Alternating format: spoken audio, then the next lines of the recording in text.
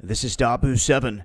Some big updates here to a lot of different things. I want to start off here with DEFCON 3, Condition Yellow. As some say that all this in the whole system's not official, but it is the one system that people use to keep track of what's really going on when the military is not going to come out and tell you specifically what is going down. You have former military, Navy pilots, things of that nature that are involved in all this, that are keeping up to speed with what's happening. And sometime late last night, the alert status went out saying that the condition code is now yellow, or a DEFCON 3. Now in the DEFCON system, 5 is the lowest, then 4, then 3, then 2, then 1. 1 meaning nuclear war is imminent, right around the corner. To give you an idea of where we sit, after 9/11, we only raised to DEFCON 4. Now we are at DEFCON 3, and this is amidst all this chatter of military movement, and I'll show you here. They've been tracking right over here at DEFCON warning system.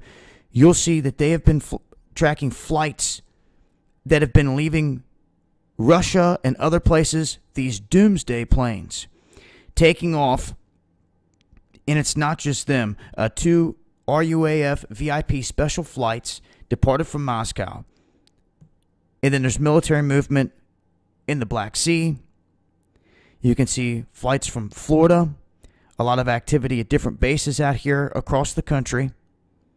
And they just have a whole lot of different updates here they're keeping up to date with these flights and what could possibly be going on here. And a lot of this is pointing to relations between Russia and the United States at this point.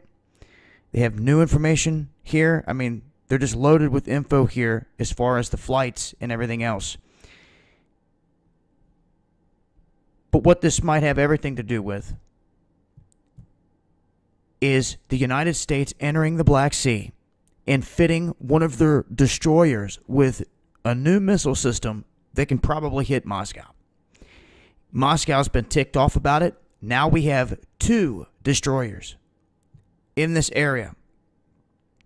And all of a sudden, we're seeing elevated alerts. We're seeing these doomsday aircraft from Moscow taking off and deploying, and just a lot of weird stuff happening. I'll also state that people that have been buying silver through certain places for years have now been waiting for weeks for their shipment. Just wanted to throw that out there to go along with it.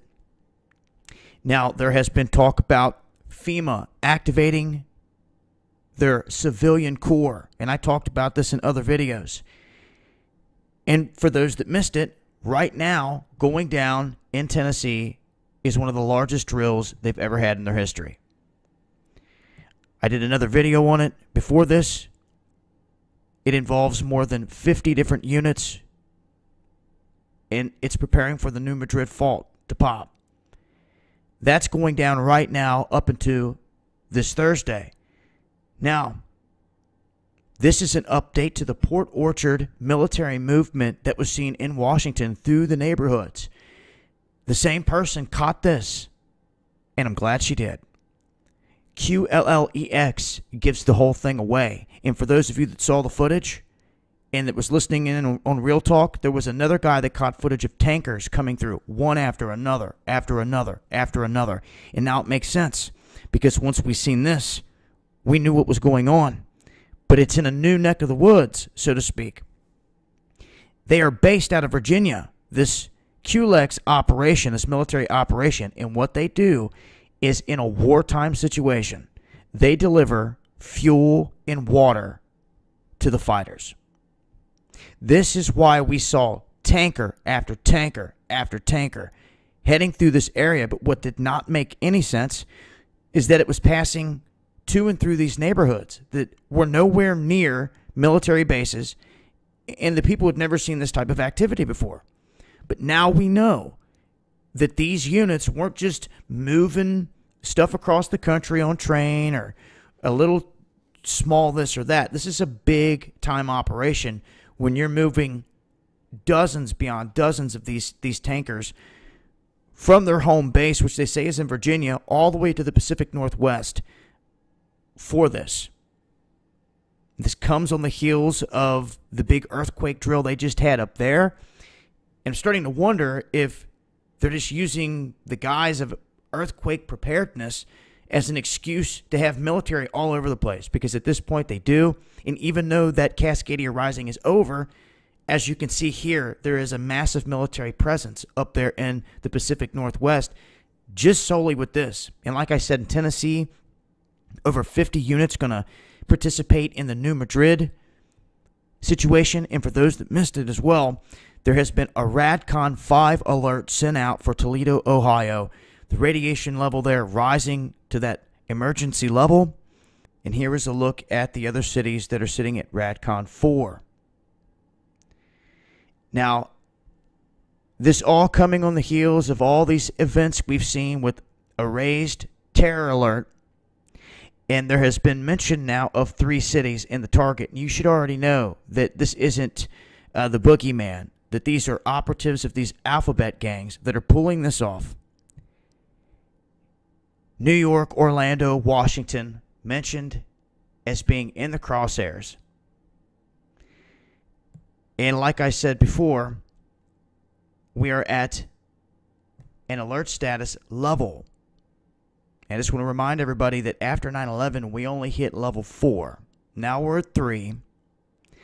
There's not a lot of info being exchanged here as to exactly what is happening. As you can see here, continuing to gather information.